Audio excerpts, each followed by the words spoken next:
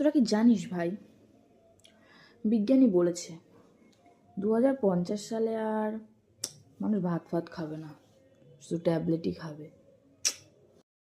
ভালোই তো, জীবনের কষ্ট থাকবে না। কিন্তু ট্যাবলেটটা কি শুয়ে শুয়ে খাওয়া যাবে? রাখ তো তোর ট্যাবলেট, দুপুর 12টা বাজে। তোরা কি যাবি বিরিয়ানি খেতে? যাবি কি? নাহলে আমি চলে যাচ্ছি ভাই। তুই ওই খাওয়ার কথাই চিন্তা করিস?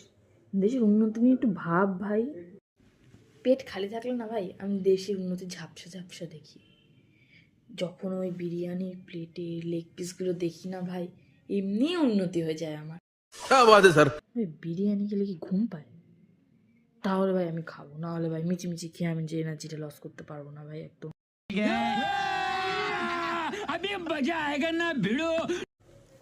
তোদের নিয়ে আমি পারলাম না।